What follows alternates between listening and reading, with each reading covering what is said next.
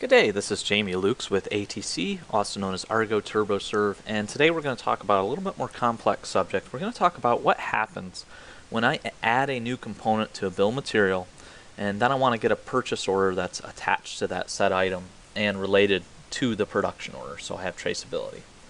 So I'm actually going to use a pre-created production order that I have in our build environment.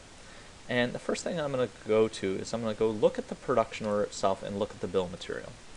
So to save on some time, I have added the item manually, and I've added this this valve, and this was not on the original bill of material. So let's close this, and I'm going to go to View. Okay, so AX actually has this nice function called Explosion.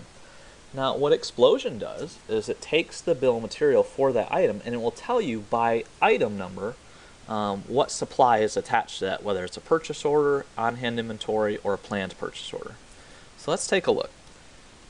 So when I look at Explosion, the only thing I'm seeing right now is an actual purchase order for the switch.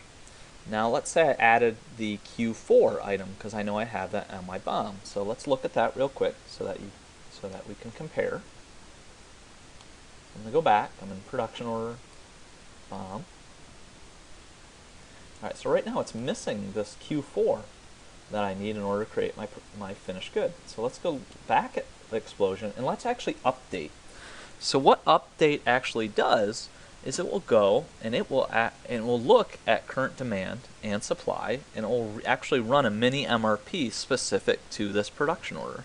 So this is really helpful, especially when you're adding items on the fly. You obviously don't want to have to wait for master planning an entire day to run. You can run it immediately from the production order. So I'm going to press OK, and there is my planned purchase order for Q4.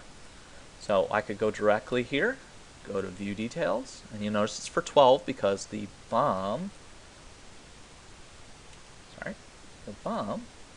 calls for 4 per 1. So it means I consume 4 Q4s in order to create a Q1 item.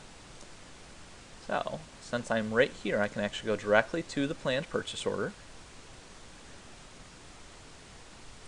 And here it is, and you'll see it's pegged to my production line.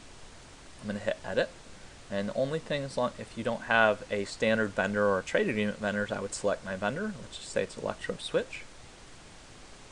And that's just a standard warning, that's fine. Close. And I'm going to firm that puppy. Okay. And my update marking is standard. That just means it's going to auto reserve that specific purchase order for the production order. So we'll press OK. Yep, just the same warning. That's just telling us that this is not an approved vendor list on the approved vendor list for the item, which is just a warning. It's not a stop error. So we're going to close that, and we're going to reread this with the updates. And now you will see I have a purchase order and a purchase order currently on track to meet the requirement date of 5/16. Okay? And if you want, you can also look at action, or it's going to tell you if you need to bring something in sooner. And actually, it will actually give a full explanation as far as what it's planning and how it's getting to its futures messages. Okay, so that's a basic overview of the Explosion and how you can use it to really fully utilize what you need for production and what's currently outstanding from a demand and supply perspective. Again, if you have any questions, please contact me at jloeks@argoturbo.com. Thank you again for watching.